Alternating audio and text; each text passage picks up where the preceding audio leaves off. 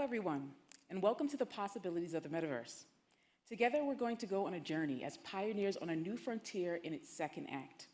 I'm Nicole Bishop, an uplink top innovator with the World Economic Forum, and the founder and CEO of Cortolio, an AI-powered platform that uncovers then transforms metadata and scientific documents into answers that bring moonshots within reach of innovators around the world. Today, we're joined by a panel of innovators imagining and building this new frontier. I'm sure you're curious, what is the metaverse?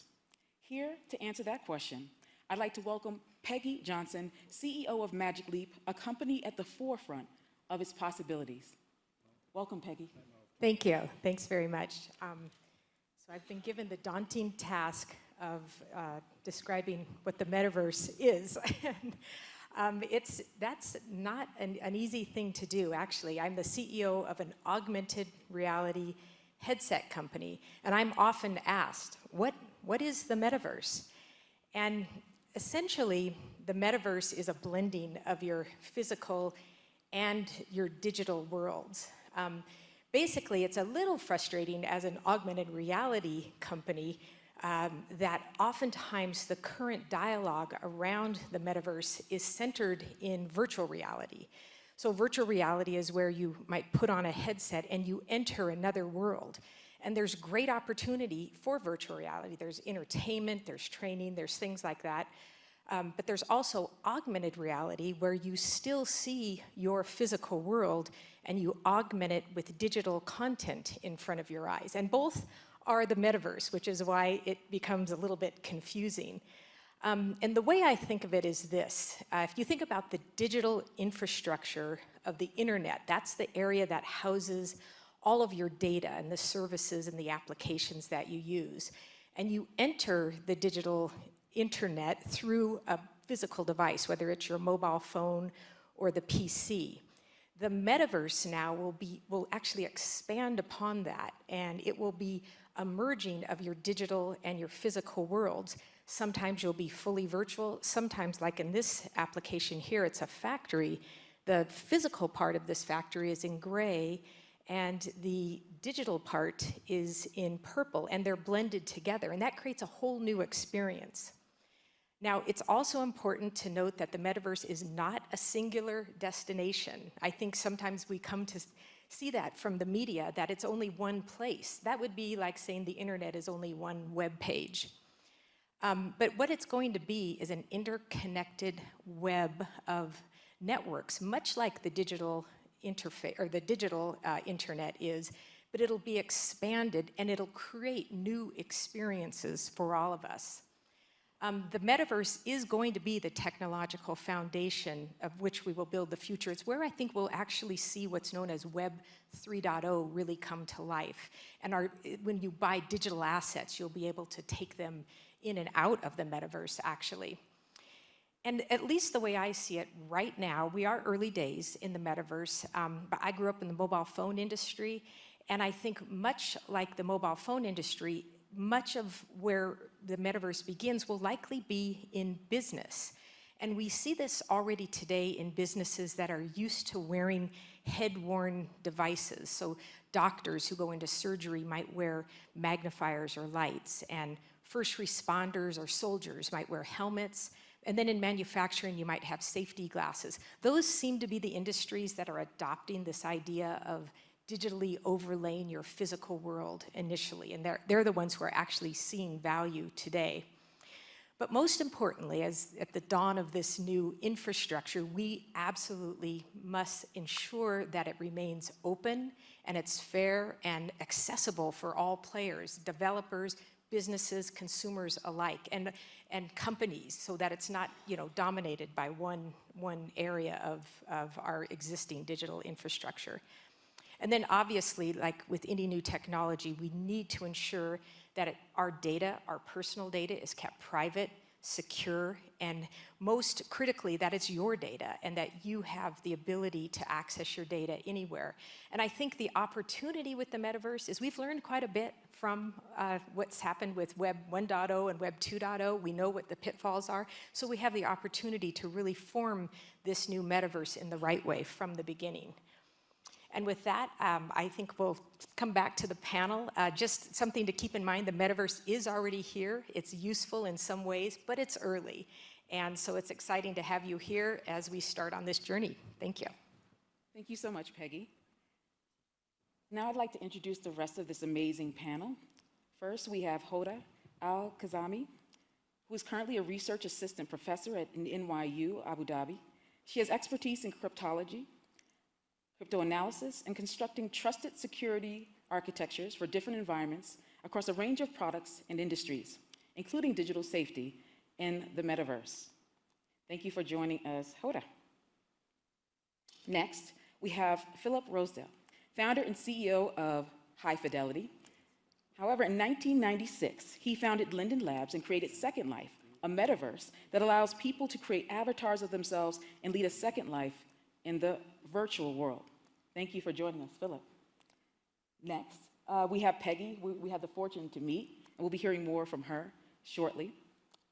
We also have Pascal Kaufman, who's a neuroscientist turned entrepreneur that has been named one of the leading voices in new understanding of intelligence by US Business Journal, Inc.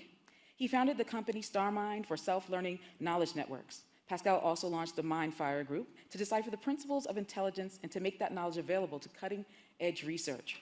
In addition to an expertise in artificial intelligence, Pascal has expertise in virtual reality, modern philosophy, and innovation management.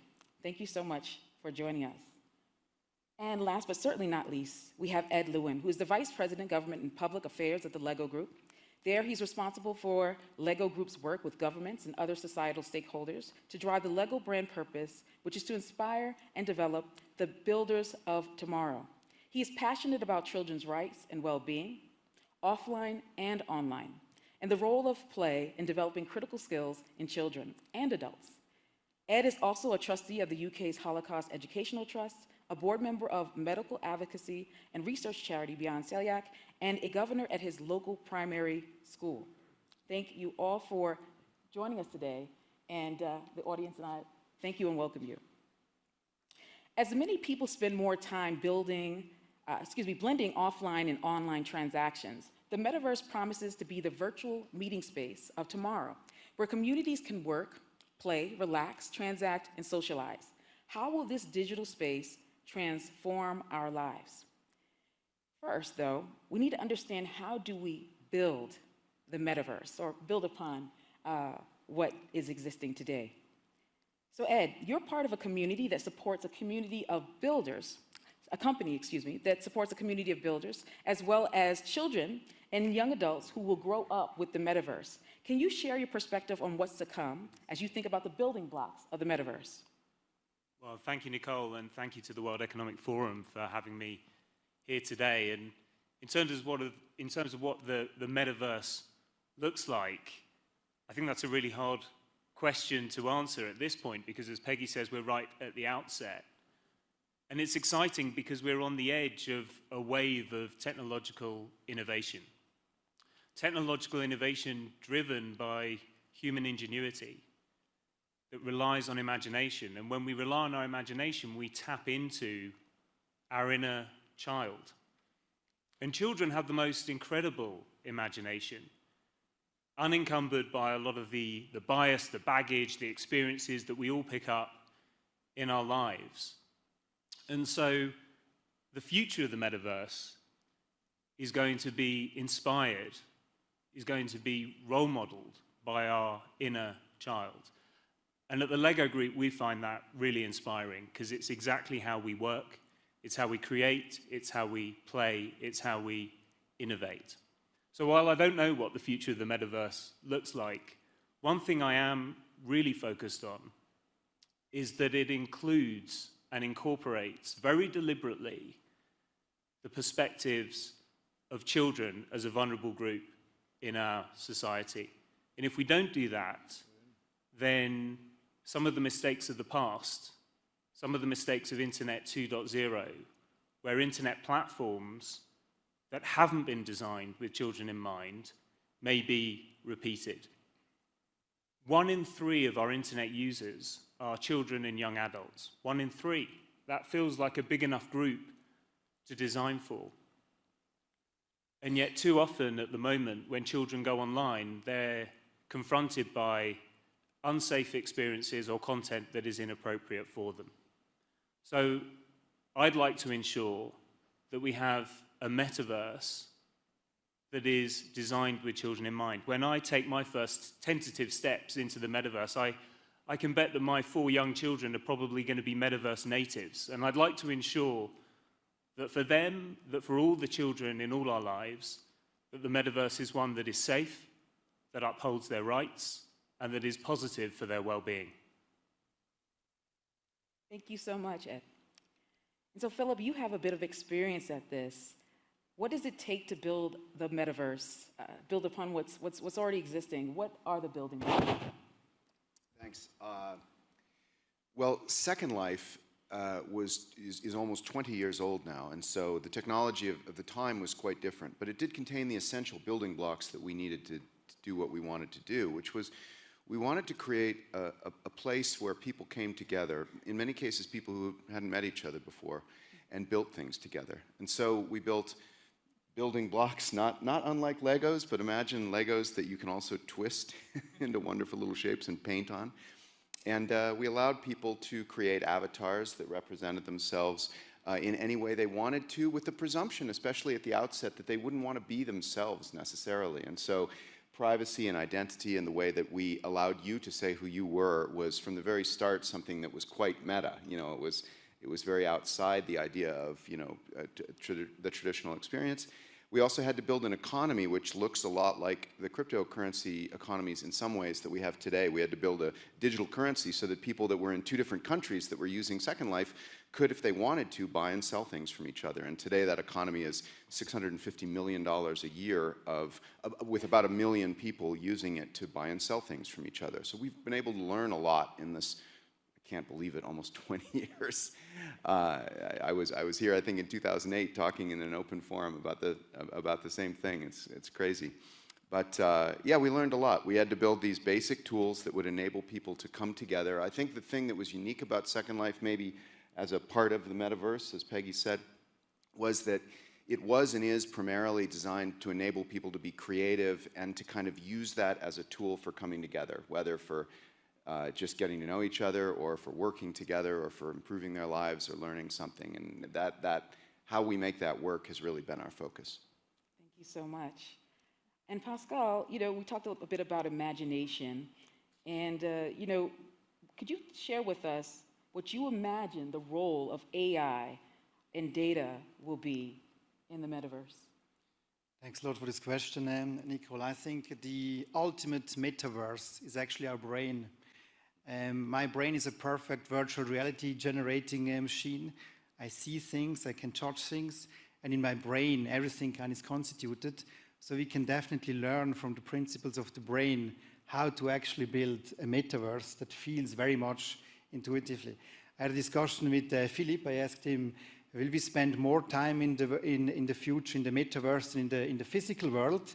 And Philip told me, yeah, I'm not so sure. It still feels artificial. I would prefer like my human body. If we could create technologies that make the metaverse feel as if I was in my real body, then I think that would be the ultimate metaverse that we try to achieve. And there's a lot of hype about the topic of artificial intelligence. We have bets ongoing. Is it another hype, this metaverse topic, or will that be the future? I'm not so sure about how much it is hyped these days. I'm often a little bit underwhelmed when I see the devices that there are. I haven't yet tried the latest Magic Leap device, of course. But definitely, I think artificial intelligence will revolutionize the metaverse and gives us the key to actually build a kind of a new world that might be a better world than our physical world these days. Thank you so much. And you know, one of the things that we share, Pascal, is the thought around many minds, creating that one mind that you're speaking about. And so the importance of having many minds contribute to the metaverse is something I'd like to ask you about, Hoda, as well as the technologies to not only build the metaverse, but to be both diverse and inclusive. Can you share with us your thoughts about that? So I think it's very important for us to recognize that there is not one metaverse. And the way we build this technology today would govern how we are going to go forward. The metaverse is here to disrupt the way we build technology. Number one, it shouldn't be a call of computer scientists or technology developers to develop this technology, but we should create room for social scientists, psychologists, the people who are using this technology to co-develop the technology with the developers. Give them a voice, because it's very important for them to add that level of details and be in control of their own digital experience and digital existence. Would that mean that we have to also create a pathway where they are crowd developing the metaverse with the technology developers? Yes, we need to do that from the get-go. Why? Because the metaverse as it is right now, it's based on decentralized, luckily, on decentralized systems. And these decentralized systems are built to make sure that there is a bit of control that exists in the hands of the users. Control over their own privacy, control over their own economy or economic existence, and control over their own, for example, there was a mention to the digital coin that you could create. So you can create your own money, and you can value your own money, and you can sell and trade that piece of value to you within the metaverse.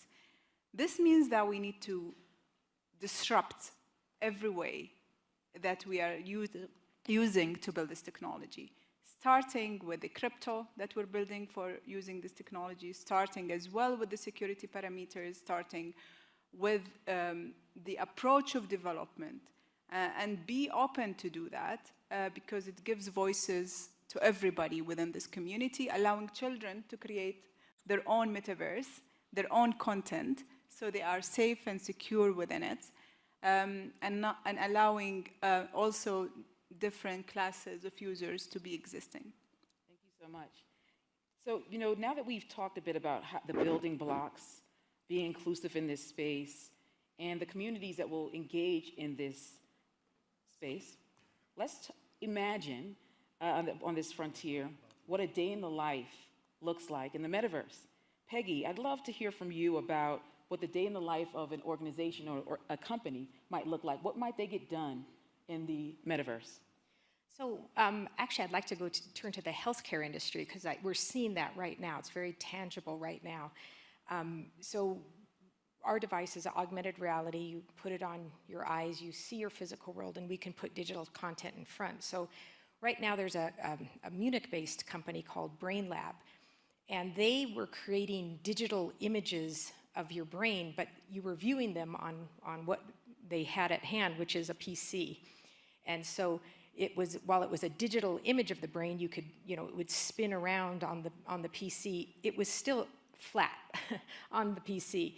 And when Magic Leap launched our first device, they incorporated that software onto Magic Leap, and now doctors would put the device on and they would see the digitized brain in front of them, and they could spin it around. And they're using it as a training tool. They're using it to teach new, young medical students about the brain. They're using it themselves to map the surgical pathways they'll take during brain surgery. So neurosurgeons are using this ahead of operations. Our next-gen device, which is coming out next quarter, is going to be certified to take into the operating room, which means the surgeon can look at the patient's actual brain during surgery and see digital content overlaid. It'll make for a more accurate incision line. They can put a whole variety of screens in front of their eyes that will allow them to, without moving their head over to wherever the screen is in the operating room, it'll be in a more comfortable position that they can see the patient's vitals. So this is the type of thing that's happening already, and obviously that'll expand into many other enterprises and then into consumer as well. Thank you so much, Peggy, for sharing those really amazing possibilities. So Ed, tomorrow's doctors and scientists and researchers will likely learn to perform surgery and a lot of different points of education in the metaverse. You recently, with Lego, announced a partnership with Epic Games about shaping the future of the metaverse for children. Can you tell us a bit about that? What is the day in the life of a child in the metaverse? Well, I think it's fun, and I think it's hugely exciting. And you think about the different applications that you could have around the metaverse. I mean, first of all, in the education setting in the classroom, you think about how learning about volcanoes could be a completely different experience from reading about it to suddenly being transported over a crater as it's erupting and diving down into the volcano to see what's really going on. Or from learning historical dates to being actually at a recreation of an event. So the possibilities are endless, and I think very exciting and a great way to inspire and develop our children.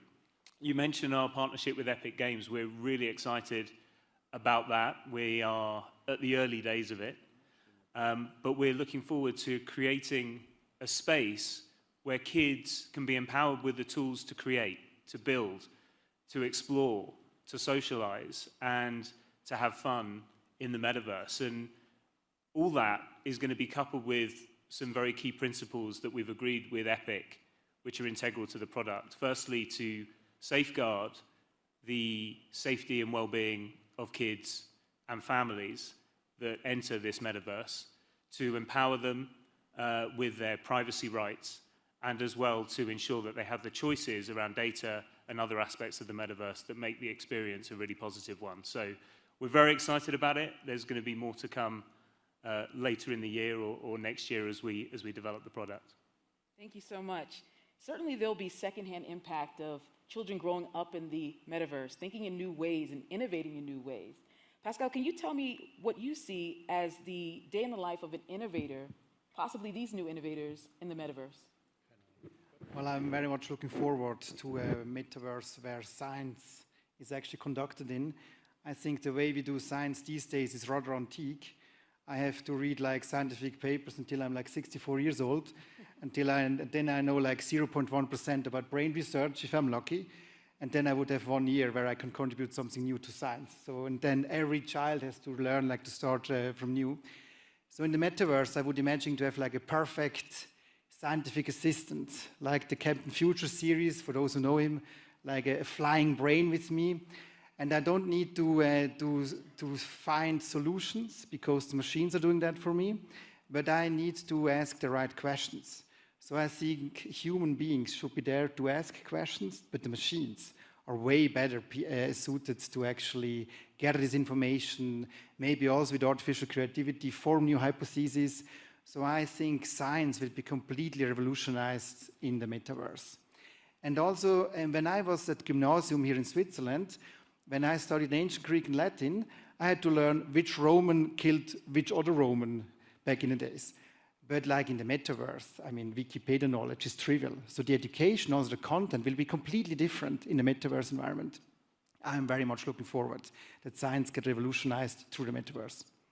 Thank you so much. So we talked about, Peggy talked a bit about healthcare, and you talked about science, and leaned on to further around education. So Hoda, what do you see as a day in life for academics? What are the possibilities about learning in different disciplines in the metaverse? So I think the merit of accumulating knowledge in this world is to have an impact, and to have an impact in progressing the world towards really positive frontiers. Having that type of science accessible, that type of knowledge and development accessible to children and different age groups, I mean, I don't mean only children, but people who could use the science for impact is the, I would say, is the gold mine that we should focus on in the educational platforms of the metaverse. Because if you grouped people around purpose, around creating value, around solving a problem that would get the world to a better place, then this is what we need to focus on. It's great to use it as a learning material, but also how can we use it as a collaborative place where we are solving a problem, where a child in Africa, for example, is building a solution to build new ways of building energy, for example, in Asia, for a town in Asia. So I mean, this kind of interconnectivity of resources and knowledge is what we need to capitalize on to create impact. Thank you so much. So that increased connectivity, you know, Philip, can you tell us what you've seen in Second Life in regards to exactly that, how have communities, what's the day in the life of the community? What have you seen in Second Life? Let me give you a little quick journey, very visual and specific into Second Life. So right now in Second Life, there are about 50,000 people that are logged in. So it would be a bit like the population of a medium-sized city in terms of the community, who is sort of on the street in the place. And the average age, we talked about kids. While there's a tremendous amount of metaverse-like usage right now in games, games like Minecraft, Fortnite, and Roblox, those are all kids. The average person in Second Life is closer to about 40 years old, maybe in their mid to late 30s, although there are many, many people that are quite a bit older as well as avatars in Second Life. They use it about 4 hours a day, so just as a framing, 50,000 people, about 4 hours when you log in. The typical experience might be you log in your house, which looks like a beautiful house. You've furnished it yourself. It's completely unique. It's your place that you've lived in. The average person has lived in Second Life for about 8 years that's in there now, which is quite something. So you might start in your house and walk outside, but your house is in a larger community of houses. So you can look down the street. There are other houses, your friends' houses, that are decorated with their own art and stuff that they've built. You might walk down to the end of the street, and at the end of the street there's a band stage where there's live music. There's a lot of musicians that actually made it, well, not a lot, but a few so far. Second Life is 1 million people, not 1 billion yet, but there are musicians who made it in Second Life. So you walk down the street, you can hear music playing, you walk with maybe a friend, you go into the music venue, there's new people that you haven't met before. You listen to music for a little bit, maybe you leave a tip in the tip jar for the musician. Then you get somebody tells you, let's teleport, I want to show you some art, and you go with them. Maybe this is somebody new you've never met before. You click on the map and you jump to another place that is literally an artwork that is a whole space. So it's a field with a wrecked train in it, gosh, what am I thinking of the word? In a farming field, there's a spinning thing, I can't think of it. And there's wheat, and there's all these strange things for you to explore, and together you wander around in this gigantic artwork and have this experience while talking to this new person you met. So 4 hours goes by quickly, you log off, you're back at your desk, in front of your computer. So that would be a Second Life day in the life. Thank you so much, Philip. You mentioned leaving a tip, and that leads us to talking about the economy of the metaverse. Can you talk about some of the success that was achieved on the economic end of things and some of the transactions that you saw in Second Life? Thanks. So there are as I said before, there are typically in a day's time, there might be a few 100,000 people that are in Second Life, about 1 million people if you look at, say, a month. The economy of the world is about $650 million US, although it's in its own currency, but US equivalent, per year. The average transaction in Second Life is about $2. So it might be for something like a pair of glasses for your avatar, an earring, a piece of furniture for your house, as I mentioned. $2 is the average transaction. $650 million a year, so that's about 350 million transactions. More transactions per second, even in Second Life, than the blockchain can handle today. So talk about being early. We're still quite early. Second Life doesn't use blockchains. That's the average transaction size, and all over that sort of city-sized economy provides a real-world living, a significant enough living to make your way in the real world for probably a few thousand people of those 1 million people. So, maybe that's a good description of the economy. All of the things that you buy and sell in Second Life are coded with who made them and who owns them and if they're for sale and at what price. So Second Life is a kind of a laboratory for many of the things that we hear being talked about in the Web3 stuff, such as NFTs, digital objects that you can own. But yeah. So to that point, we've started to see NFTs being leveraged to sell real estate and advance in the metaverse. Can you share a bit more about that, what you've seen? Oh, real estate, right. So Second Life, the space is about the size of Los Angeles altogether, and it is actually walkable. It's a real city. It has islands that you have to teleport to, but much of it is connected. So real estate in there from the very beginning has been something that you could buy and then sell if you wanted to. And so that's a fascinating marketplace. In fact, I was wondering that I was trying to think, compared to the very excited sort of NFT stuff that we're seeing going on right now, which is certainly, you know, at least some kind of a bubble at this moment. Second Life real estate is much cheaper. You know, the real price of digital goods and of digital spaces is more modest than the real world. So I think one of the promises of, say, land or, you know, owning property or owning a space in the metaverse is that, because of course computing is much cheaper to provide the support for that, those places can be much less expensive than the places in the real world. But yeah, there's a very significant real estate market. I don't know, it's probably a, you know, I don't know, $100 million a year or something in thousands of pieces of land. Overall, I think Second Life is owned. The land itself is owned by those who wish to actually own land and engage in community building, but it's perhaps 100,000 or so people that own all the real estate there. Okay, fantastic. And so in order to grow that economy and attract enterprise and other transactions, you want to have and make sure that there's a great deal of security. Hoda, can you speak to what you see in regards to security and keeping these transactions safe? So security is always a dynamic evolution of technology. So you need to always, there's not one silver bullet security. So you always build it for the now and you strive to make it better and better. And this is how the community started always. Like you build a piece of security and there is a cryptanalysis or attack measures that are happening against it, and you tend to evolve the security as you go.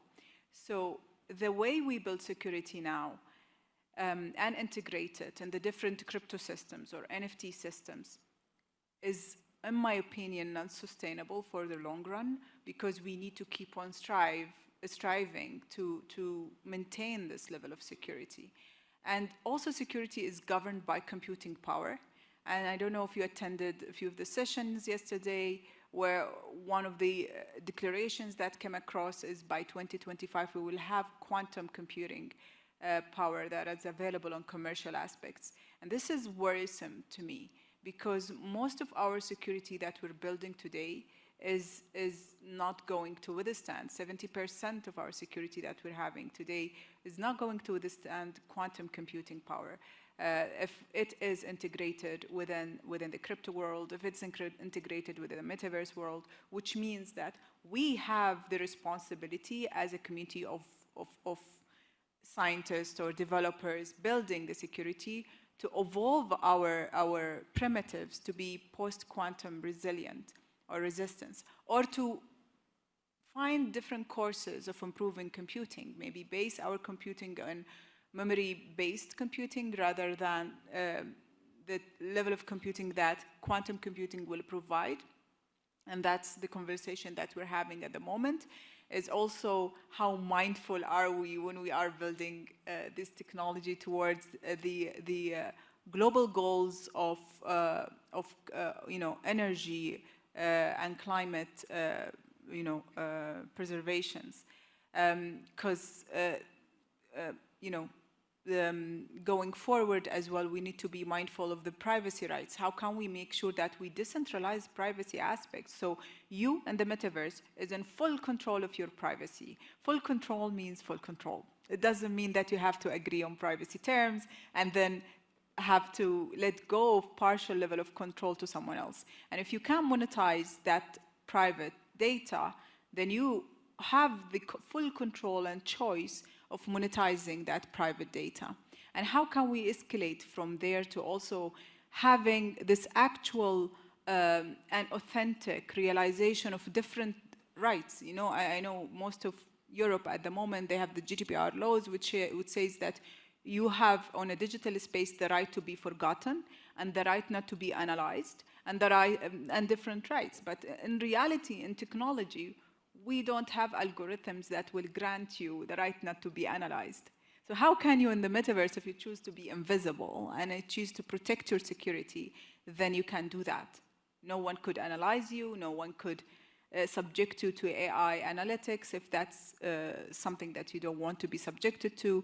And if you want to be invisible or forgotten and have absolutely zero digital trace, how can you do that?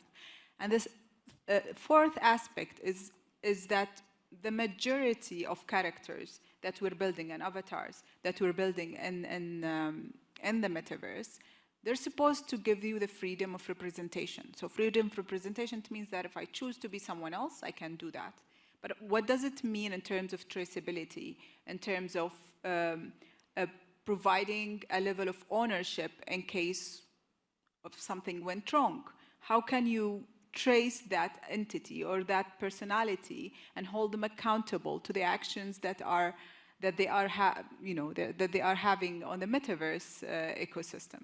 So again, Nicole, my bottom line here is we need to really rebuild the ecosystem of technology that we're building in the metaverse, starting with the computing, starting with the crypto, starting with a different level of algorithms, because we're trying to build an ecosystem that is mindful of the end user,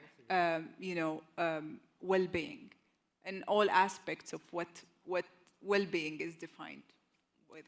Yeah. Thank you so much. So you talked a bit about the well-being of the individuals engaging in the metaverse and ensuring that they are secure and their privacy is protected. So there are, additional transactions that can take place. Peggy, what do you see for the monetization of the metaverse? Is there an app store? Yeah, I think there's absolutely an app store. It'll just be much bigger. So for instance, I'm very focused on enterprise right now, and I'm looking at the capability of having enterprise applications accessible to any company who logs in to the metaverse. One of the applications right now that we're dealing with is for factory workers. There's an issue right now where a lot of the older factory workers, as they retire, we're not refilling it with younger factory workers. There's not a lot of lure for a young person to go and work in a factory. I think they're more digitally, digitally adept, and a factory doesn't look very digital to them. And so there are applications that can be worn on the headset, on our augmented reality headset, that actually allow that young factory worker to have a digital experience like the older retiring ones would never have had the opportunity to have. And there's companies now that are using it to train the factory workers. So as those older employees retire, the younger ones can actually come up to speed more quickly by putting the headset on, actually going out onto the factory floor on day one, maybe versus sitting in a classroom for 3 weeks.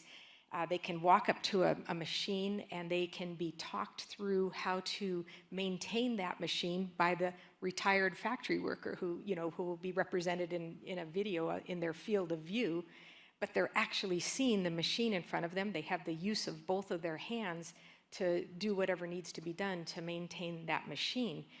And for the company that owns that factory, this brings them a shortening a time to productivity. So that factory worker can be put right out on the factory floor and be productive from day one versus, sitting in a classroom.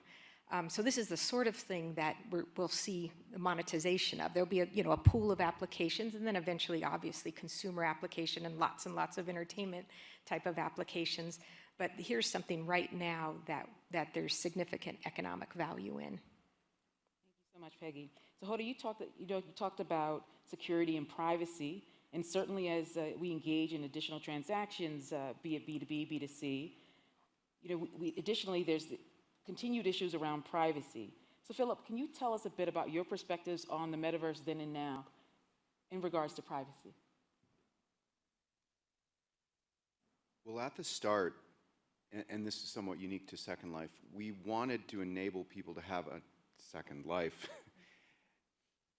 And so we presumed, I think, in a way that was a bit different than what we have seen with much of the internet and some of the metaverse projects today. We presumed that what we wanted to enable people to do, as Hoda said, was to, indeed, if they wanted to, and likely they did, create a completely unique identity. And so from the start, we sort of had to balance two concerns. One was protecting their privacy in an extraordinary way, because if you think about it, as you can imagine, if you create a new identity for yourself in the metaverse or in Second Life, and it's a completely different identity, you certainly don't want there to be a breach or an attack on the company or on your own data, which would reveal who you are in the real world. There has been much science fiction written about this, but you don't want that to happen. Yet, people only come together and behave in a civil manner when they have a degree of consequence and responsibility attached to their identity. It's easy to do that, of course, with real identity. I mean, everybody can turn in their passports, you know, when they come to the party or something. But again, that doesn't provide for that first concern, which is that we should be able to be who we want to be at that moment together with others. So there's this balance that I think we've explored a bit in Second Life and that we're going to have to do broadly, I think, across the metaverse. And in fact, I think some of the interoperability concerns between different worlds of the metaverse must focus on this delicate balance between preserving your identity so that you truly can be someone else if you wish to, but connecting you to other people, to the space, in a way that creates responsibility and consequence. Second Life is this bit of hope in what has seemed like a largely negative set of interactions between people online. You certainly can, and I think the metaverse can be a tool for this, by putting people together in a shared space where they feel close to each other. I mean, literally, your avatar is close enough that it could reach out and touch someone else, you know, another avatar. Doing that right can enable us to come together as strangers even in public spaces online and get along and get to know each other better and cross over boundaries and be less divisive rather than more polarized. So, and be more inclusive. So that I think is an opportunity, but there are tremendous risks and challenges that we do it right. Balancing security, privacy, freedom of speech. These things are extraordinarily subtle in terms of how we design them, and we're going to have to do it right. But there is hope. Thank you so much. In finding that balance and responsibility, indeed, we're opening up our world and engagement with strangers, and children will be engaging with people that, you know, you might not be certain of what age they are and what have you. We've seen the impact of online bullying. Ed, can you tell us about your view of how do we keep children safe in the metaverse? Yeah, before we keep children safe, we've got to make sure that we build fun and engaging experiences and online playgrounds. If we don't do that, kids won't show up. So we've got to make sure that it's a fun place to be and an exciting place to be. But in addition, of course, you know, now we're at the beginning of the metaverse, we must learn from our mistakes. We did make mistakes in Internet 2.0, and we've got to make sure that safety is a key part of what we do. But beyond safety, and I really ask technology companies, governments, policymakers, society to think beyond safety, to consider children's well-being as well. You know, without safety, you can't have well-being, but safety is not a guarantee of well-being. So we, building on some research that Professor Sonia Livingston did in the Digital Futures Commission in the UK, have been involved in a research project, and Hoda's institution, Hoda herself, has been involved in this as well, called RITEC. It's the Responsible Innovation of Technology for Children. And we're looking into and trying to define what well-being looks like online for children. And we had conversations with over 300 kids across 13 different and very diverse markets to get their insights on well-being. And we asked them what well-being was about, and there was extraordinary commonality wherever you went. Well-being meant physical well-being, it meant mental well-being, it meant social well-being, and what came through on social well-being was children's need to feel loved, to be loved by parents, by family, by friendships. And also it was about self-worth, feeling that they were really positive about themselves. And from there we asked the kids, what did they want to see in online experiences? And they wanted positive social connections. They wanted the opportunity to be creative. They wanted to see diversity, equity, and inclusion in their online experiences. That being about, was the technology attainable for them, but also did they feel represented in the experiences that they were enjoying? And so from there, we are developing with the research institutions indicators of well-being that we think that designers need to have in mind as they put in place and they build this metaverse. And it's with thought like that, very deliberate thought at the outset, that we're going to get to a more positive place for children in the metaverse. And I think that's what was missing in Internet 2.0, and we should all learn from that and make sure that we're moving forward in the right way for 3.0. Thank you so much. So we've had a great picture, that paints the future of the metaverse. So what I'd like to ask each of you, in 30 seconds or less, what is your audacious goal for the metaverse? 30 seconds or less. Hoda? Inclusive, disruptive technology build, I would say. Yeah. We shouldn't build the metaverse based on legacy systems, but we should disrupt the way we build the technology across board. Yeah, as you can imagine, I would say that it would be that in 10 years' time or so, we can look back and say that remarkably enough, we actually found a way to use the internet to come together, to get along with each other, resolve our differences, resolve disputes, solve geopolitical problems together in a virtual space. Thank you. Peggy? And I'd say I think it can help us have more fulsome communications and meetings. I think meetings will come to life. They'll not be on our flat Zoom screen that we're so tired of. You'll actually be able to see people virtually in front of you, and maybe we'll travel a little bit less. Thank you. Pascal? I wish that the metaverse will help us catapult science so that we can accelerate science, that we can build human-level artificial intelligence, and with that we can create the golden age for humankind. Thank you. Ed?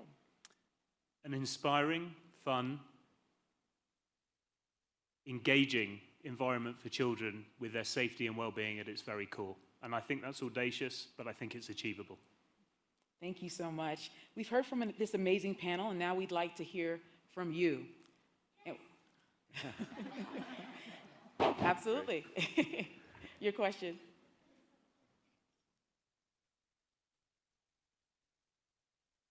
Thank you so much for how you conducted it and also the variety of views. One problem that I've identified or that you've touched upon is actually the balance between the physical and the digital, because we're moving more and more towards the digital and more accelerated, and as you say, children will be completely immersive. So how do we teach them to have that connection that we grew up with? I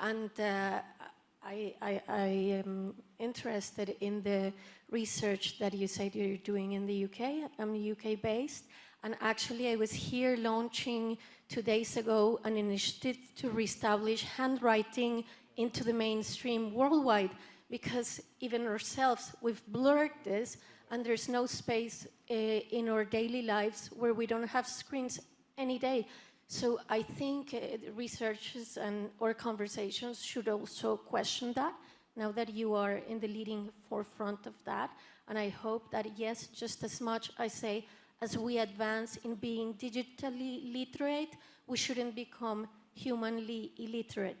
So I also would like you to invite you to take on handwriting and perhaps participate in the project. And also to pass on to the children. Thank you. Thank you. Ed, would you like to start with that? Thank you so much for the question. Yes, I'm Johanna Zuleta, yes, and I'd like to know what are you doing regarding that? Yeah, thank you so much for the question. I mean, the Lego Group we're celebrating our 90th birthday this year, and we're having a good party about it in the coming weeks.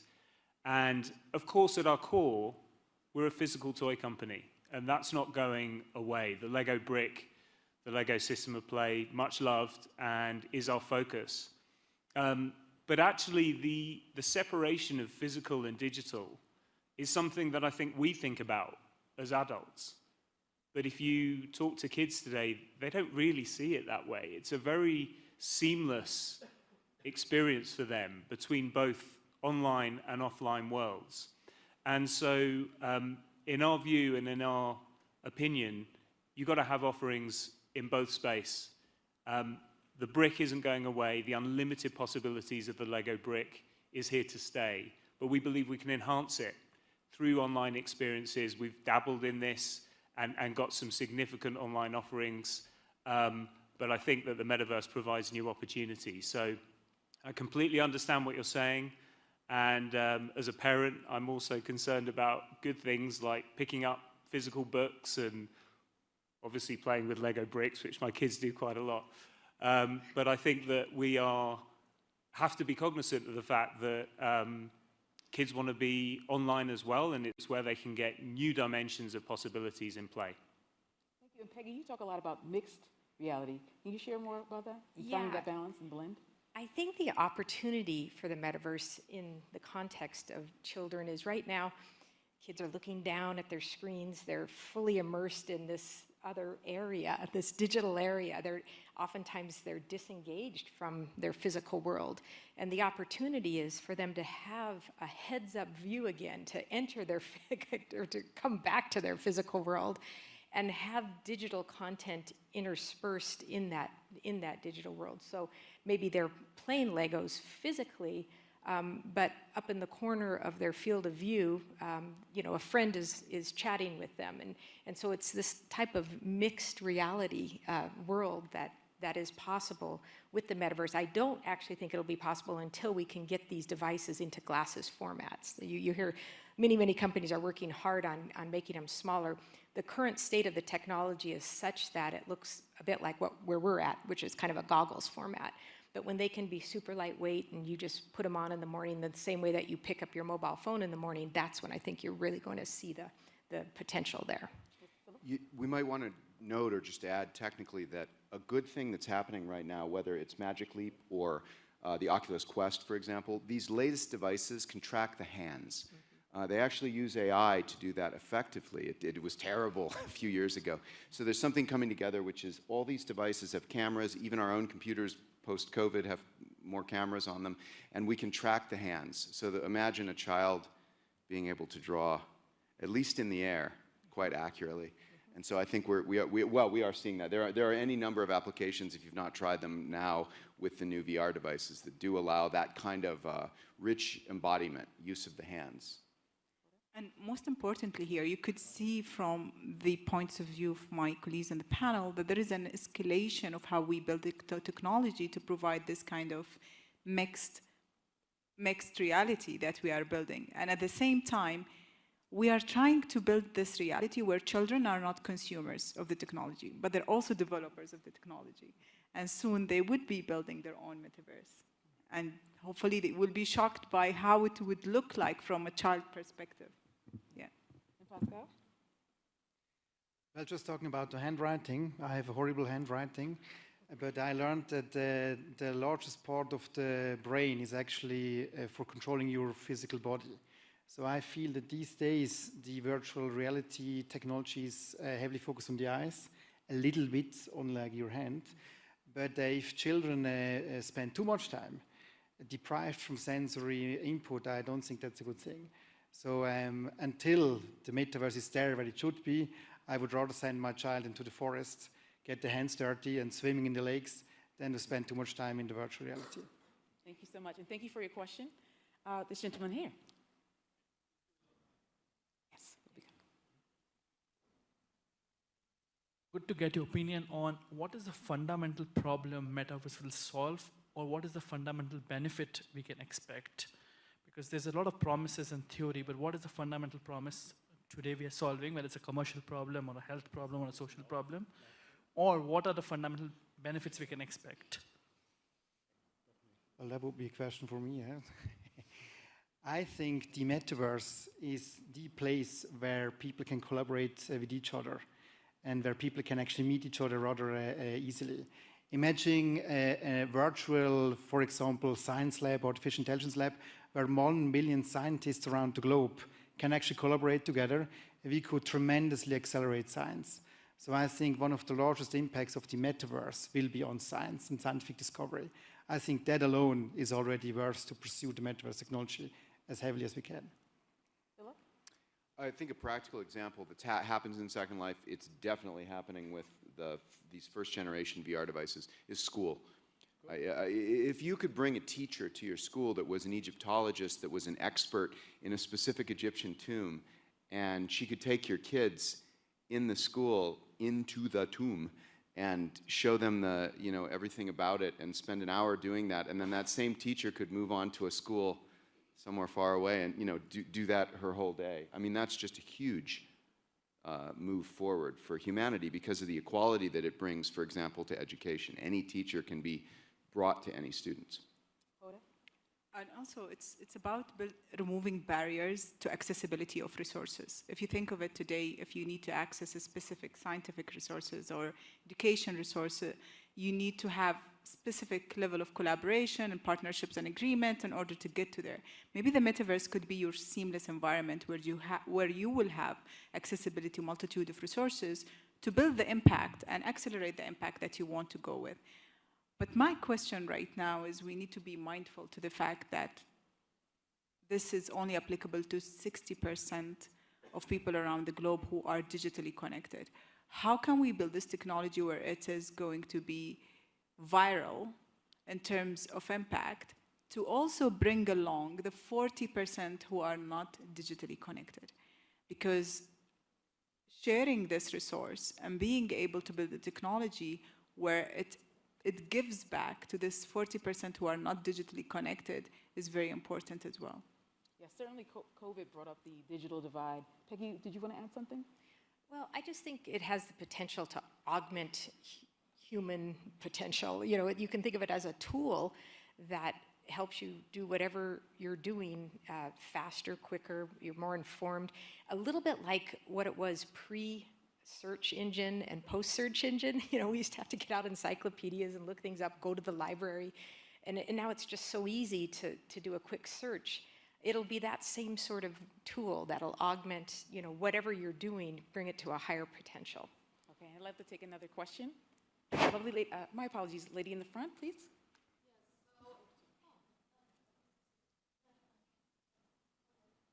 White.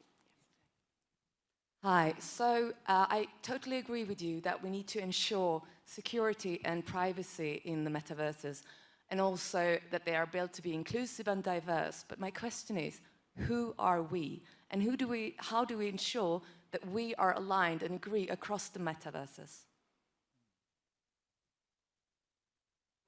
That's a great question.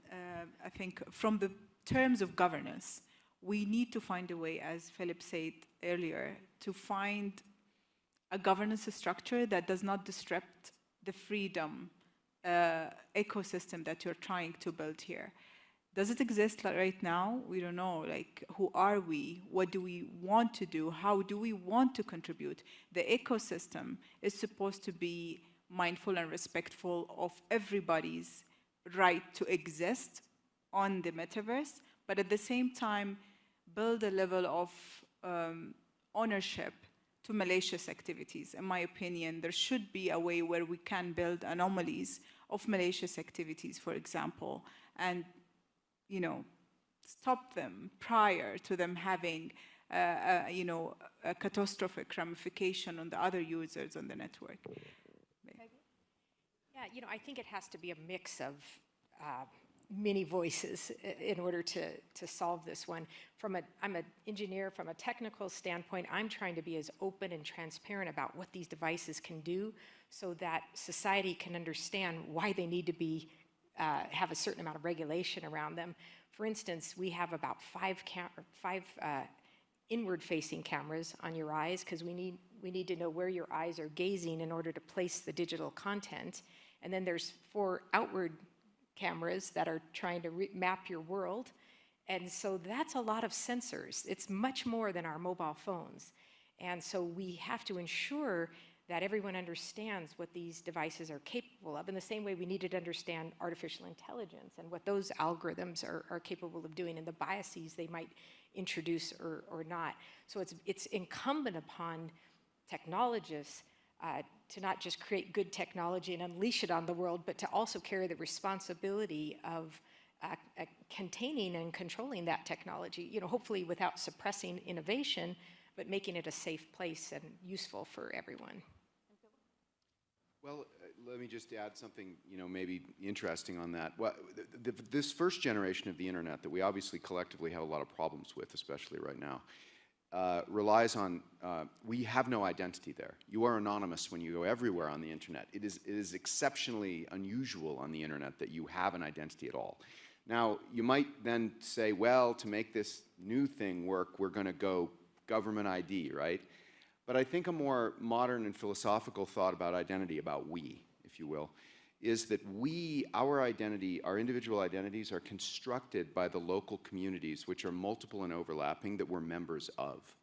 And so my suspicion is that we will, through a mix of new decentralized stuff and some of the things we've already learned, we'll come up with a way for you to identify yourself to become part of we through connections with others, through many connections with others, affiliations with groups. So I think if this starts from the bottom up and is polycentric, you are a member of multiple groups, I think we'll end up with something that, as I said before, balances that need for freedom with an adequate membership in society. Great. Thank you. Yeah, it's a great question about governance, and one that I've been involved in several discussions this week on, and we need to get there quick. We need to get to a global consensus on what are the design principles we want to see go into the metaverse. And there's so many different questions. How do we do things like age verification online? What impact, what do we know, and what impact and what research are we doing on the impact of hardware on young people, whether through their ocular vision or through neural elasticity? All these questions are things that we need to understand pretty quickly, because we know the rate of innovation is very, very high. So we've got to get to that global consensus. I think that this week I've certainly heard some really positive and strong words about doing that, and the transparency that people like Peggy is committing to is incredibly positive. So that's what we want to see across industry and across government as well. Just like a short answer I have to give. I think you're hitting at the weak spot. We have no solution to that. I do not believe that we can reach so easily a global consensus when I look at human nature these days. We didn't do a good job when it came to ethics. I mean, there are basic questions like human rights, for example. Even there, we don't have a consensus. So I would imagine that a consensus for the virtual world might be a little bit more tough to get. So I think we don't have yet a good solution to your question. It's a fair point. And we'll go to this side of the room. Lady in the front there. Thank you. Hi, good morning. My name is Verena. I would like to share an observation and also raise a question. So first of all, I would like to mention that I feel extremely humble and deeply impressed being able to be here live in this room with you. Don't worry, I'm not going to touch you, but I think this is the vibe, and let's say this experience being here is something I assume is very hard to be replicated in a digital world, in the metaverse. But maybe I can still see that in the course of the upcoming years. I would be surprised though. Now, to my question. Ed, you mentioned this amazing application of the importance of creating safe spaces for children in order to learn, to have a fun place. Amazing opportunities I could see here. And Peggy, you mentioned these applications in healthcare in relation to augmented reality, supporting surgeons. Also another topic very close to my heart, and I can't wait to see more of these things to be put in practice. Now to my question, I don't want to play the devil's advocate, but what about the risks involved? So where I'm heading to is thinking about the current stage of the internet as I know it, and you probably know a bit more about that. I think about fake news. I think about deep fake videos, something I consider very fascinating from a scientific or artificial intelligence point of view. But also at the same time, it gives me shivers about what could go wrong. What about all the detrimental applications that are out there? So don't get me wrong. I mean, I'm really looking forward to see all these amazing opportunities, but how can we tackle the risks and what needs to be done there to be able to ensure that the metaverse will be truly an enriching experience for everyone? I think that's a very good question. What's your name again? Verena. Verena, I think this is why we started the session by saying the way we build the metaverse and the underlying technology need to change. Because these legacy systems that we build the technology based on, they allow for fake news to exist, they allow for this kind of misrepresentation of identities, misrepresentation of facts, and this is why we are suffering at the moment. So how can we fact check all of these representations that exist in the metaverse?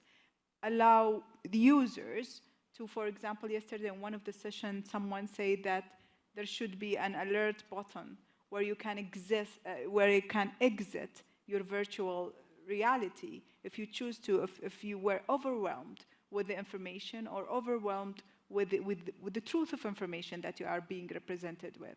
So at the moment, we're still trying to build solution for these kind of problems because they cannot exist in a metaverse and should not exist in a metaverse reality.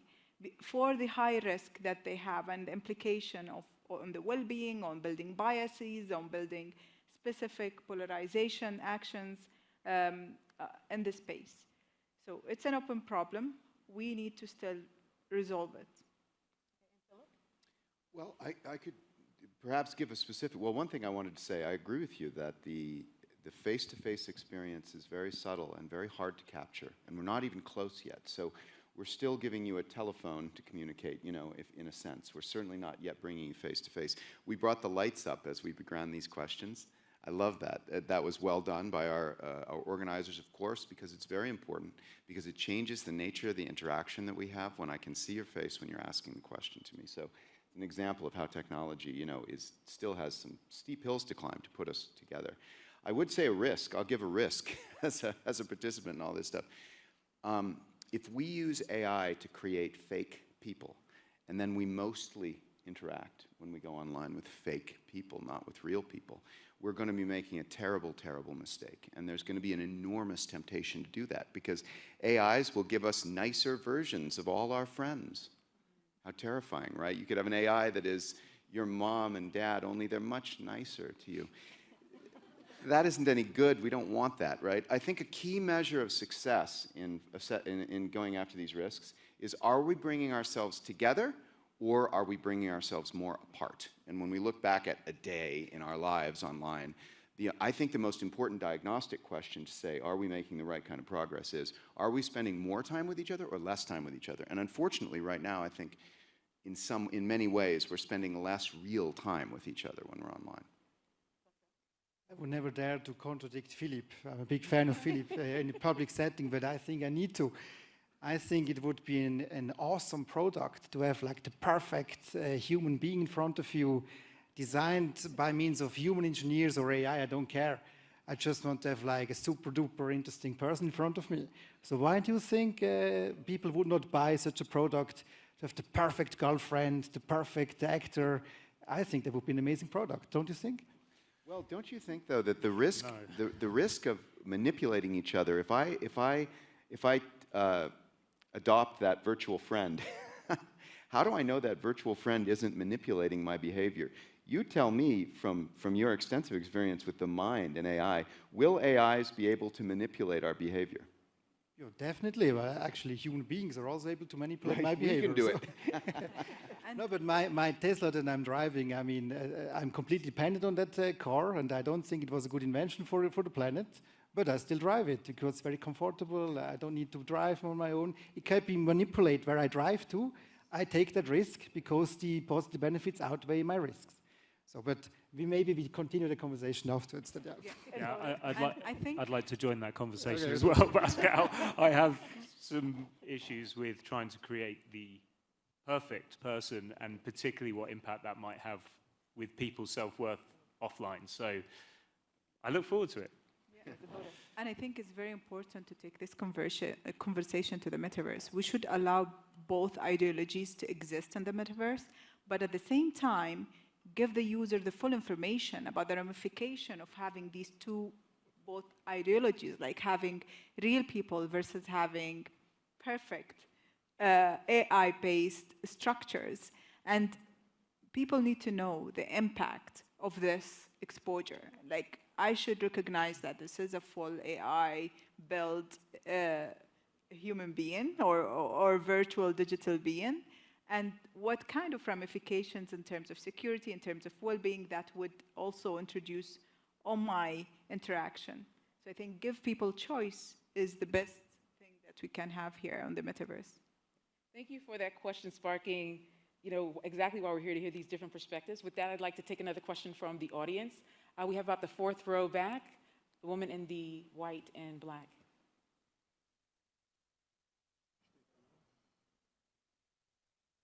My name is Magdalena, and I agree that we need to, as a global community, look at the implications of all this technology, right? And do we really want it? What do we want? What we don't want? But I want to go back to Mr. Kaufman, because you brought up, on one hand, you're kind of skeptical and saying, oh, you're underwhelmed. But on the other hand, you're talking about building human-level AI. And so can you describe how you're going to use the metaverse to develop human-level AI? Well, when I'm in my physical lab here in Zurich, I'm often stuck because I have to order like batteries or motors and I have to wait for 3 weeks, and because of the supply chains that crash, I have to wait for months. But if I was in a virtual artificial intelligence lab, I can order that battery instantly. And also sometimes I have like really stupid problems, and I'm sure some scientists in the world would say, hey, Pascal, it's so easy to solve, you should do it like that.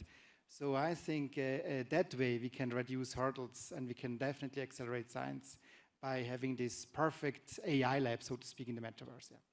Okay, we'll take another question from the gentleman in the front. Blue jacket.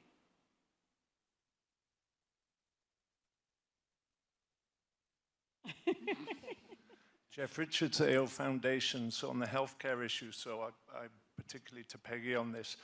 We teach with courses, we teach with models, we teach with cadavers. We're moving into the virtual reality. We teach 60,000 trauma surgeons every year how to operate. So where you have an advantage, it's easy to model a bone, it's easy to model vascular system, nervous system, model the immune system. You can't model that, but the metaverse could. This will help diseases, this will help everything all over the world. That's one.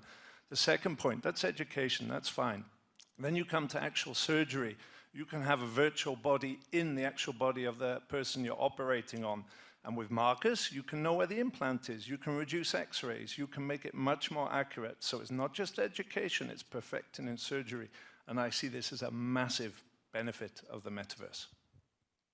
Just to follow on to that, I think we'll look back and say, remember when surgery was done without without digital augmentation, and it's like when we had cars and didn't have seatbelts, that will be how it'll feel to us. And like just on that, another example, there's an interesting company that is doing heart catheterization, and the surgeons used to insert the catheter by looking at a PC in front of them, and it's hard to visualize, cognitively it's hard to visualize something on a flat screen. But this company has taken the heart, the live heart from the patient, real time, and mapped it and put it in front of the surgeon. And so now they're putting the catheter into the heart with much higher accuracy and navigation and less fault and better outcomes. So I think we will look back and say, wow, how could we ever have gone into the operating room without it? And it would govern the way we manufacture solutions for this problem. Can you imagine how it would give you an insight to develop, for example, a customized, precise models of the valves that need to be implanted in the hearts of every single individual, rather than just having a generic model that you need to replace in a few years? Yeah. Okay. And I'd like to take another question. Second row.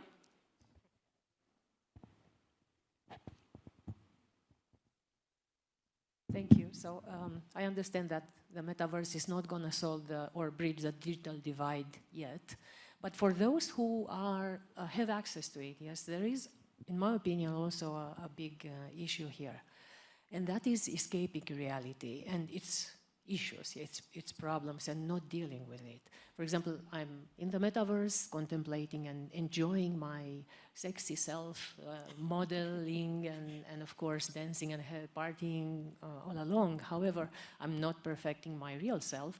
I'm not exercising and so on and so forth with all the consequences. And also, I may solve all these problems.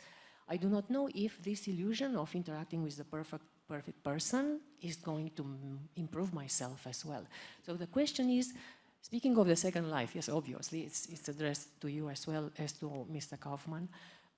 Again, I hope you will disagree, maybe, but this second life is addictive, and I mean, I know it because I love it. So, how about the negative consequences? You know, if I could just add something sort of from the world of Second Life, while I agree that our removing ourselves from being embodied in our physical bodies in the real world is certainly has risks. I was thinking you were going to say that we, you know, leave behind basic problems of the real world that we're discussing, for example, at this conference, you know, such as, you know, conflict, food supply, our bodies in the real world, taking care of all of us. But one thing I wanted to say about Second Life that's quite interesting.